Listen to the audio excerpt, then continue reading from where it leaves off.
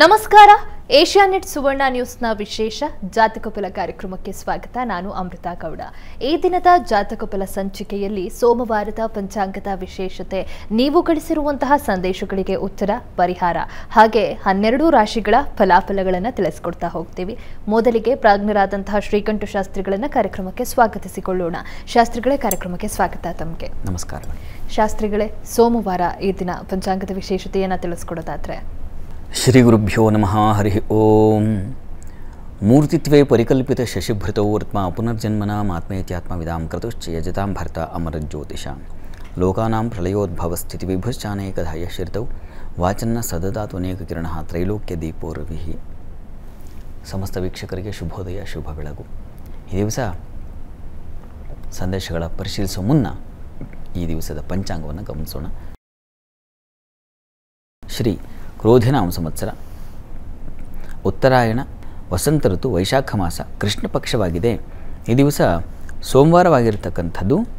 ಚತುರ್ಥಿ ತಿಥಿ, ಪೂರ್ವಾಷಾಢ ನಕ್ಷತ್ರ. ಈ ದಿವಸ ಸೋಮವಾರ. ಸೋಮವಾರದಲ್ಲಿ ಶಿವನ ಸ್ಮರಣೆ ಅಂತಕ್ಕಂಥದ್ದು, ಶಿವ ಅಂದ್ರೇ ಮಂಗಲ ಅಂತ. ಹೀಗಾಗಿ ನಮ್ಮ ಬದುಕಿಗೆ ಮಂಗಲ ಬೇಕು, ನಮ್ಮ ಬದುಕಿಗೆ ಉತ್ತಮವಾದದ್ದು ಬೇಕು, ಅದು ಯೋಗ್ಯವಾಗಿರಬೇಕು. ನಮಗೆ ಬರತಕ್ಕಂತಹ ಫಲಗಳೆಲ್ಲ ಸಮೃದ್ಧಿಯನ್ನು, ಸಮಾಧಾನವನ್ನು ತಂದುಕೊಡಬೇಕು. ಹೀಗಾಗಿ ಈಶ್ವರನಲ್ಲಿ ಈ ಮಂಗಳ ಫಲಗಳಿಗಾಗಿ ಈಶ್ವರನನ್ನೇ ಪ್ರಾರ್ಥಿಸಬೇಕು. ಶಿವಾಪರಾಧ ಕ್ಷಮಾಸ್ತೋತ್ರ ಅಂತ ಒಂದಿದೆ. ಅಲ್ಲಿ ಮಹೋನ್ನತವಾದ ಸ್ತುತಿ ಅದು. ಒಬ್ಬ ಮನುಷ್ಯ ಏನೇನೆಲ್ಲ ಮಾಡ್ತಾನೆ ಶಿವಸ್ಮರಣೆಯನ್ನು ಬಿಟ್ಟು, ಅದನ್ನೆಲ್ಲ ಮಾಡಿದ ನಂತರ ಎಷ್ಟು ವ್ಯಥೆ ಪಡ್ತಾನೆ ಇತ್ಯಾದಿಗಳ ವಿವರ ಕೊಡ್ತಕ್ಕಂಥದ್ದು.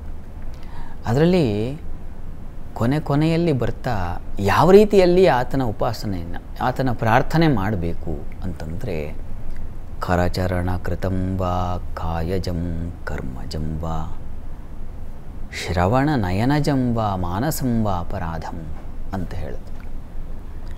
ಕರಚರಣ ಕೃತಂ ವಾ, ನನ್ನ ಕೈ ಕಾಲುಗಳಿಂದ ಆಗಿರತಕ್ಕಂಥ ತೊಡಕುಗಳು, ತೊಂದರೆಗಳು, ಅಥವಾ ಇನ್ನೇನೋ ಕೆಲಸಗಳು, ಬೇಡದ ಸಲ್ಲದ ಕೆಲಸಗಳು, ಮನಸ್ಸಿನಿಂದ, ಕಾಯ ವಾಚ ಮನಸ್ಸ ಅಂತೀವಲ್ಲ, ತ್ರಿಕರಣದಿಂದ ಆಗಿರತಕ್ಕಂಥ ಯಾವುದೋ ತೊಡಕುಗಳು, ಯಾವುದೋ ಕೆಟ್ಟದ್ದನ್ನು ಕೇಳಿಸ್ಕೊಂಡಿರ್ತೀನಿ, ಅಗತ್ಯ ಇರಲ್ಲ ಆದರೂ ಕಿವಿ ಕೊಟ್ಟಿರ್ತೀನಿ, ಮಾತಾಡೋಕ್ಕೆ ಅಗತ್ಯ ಇರಲ್ಲ ಆದರೂ ಅಂಥದ್ದನ್ನು ಮಾತಾಡಿಬಿಟ್ಟಿರ್ತೀನಿ, ಅಂಥದ್ದನ್ನು ಮಾಡಬಾರ್ದು ಮಾಡಿಬಿಟ್ಟಿರ್ತೀನಿ. ಶ್ರವಣ ನಯನ ಜಮ್ಮ, ಕೇಳಿಸ್ಕೊಳ್ಬ, ಅದೇ ಇವುಗಳಲ್ಲಿ ಇರ್ತಕ್ಕಂಥದ್ದು. ಇದು ನೋಡಬಾರ್ದು ಅಂಥದ್ದನ್ನು ವೀಕ್ಷಣೆ ಮಾಡಿಬಿಟ್ಟಿರುತ್ತೆ. ಇದೆಲ್ಲವೂ ಅಪರಾಧವಾಗಿರುತ್ತೆ. ಹೀಗಾಗಿ ಈ ಅಪರಾಧಗಳಿಂದ ಬಿಡಿಸಿ ನಿನ್ನ ದರ್ಶನ, ನಿನ್ನ ಶ್ರವಣ, ನಿನ್ನ ಒಂದು ಸನಿಹ, ಸಮೀಪ, ಉಪಾಸನೆ ಅದು ಬೇಕಾಗಿದೆ. ಅದರಿಂದ ನನಗೇನಾಗುತ್ತಪ್ಪ ಅಂದರೆ ಮಂಗಲವೇ ಉಂಟಾಗುತ್ತೆ, ಶುಭವೇ ಉಂಟಾಗುತ್ತೆ.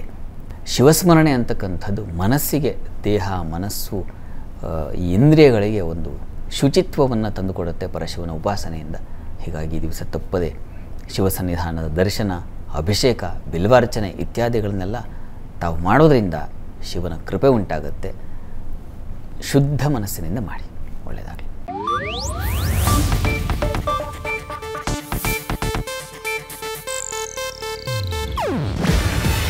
ಇದು ಏಷ್ಯಾನೆಟ್ ನ್ಯೂಸ್ ನೆಟ್ವರ್ಕ್ ಪ್ರಸ್ತುತಿ. ನೀವು ನೋಡ್ತಿದ್ದೀರಾ ಏಷ್ಯಾನೆಟ್ ಸುವರ್ಣ ನ್ಯೂಸ್.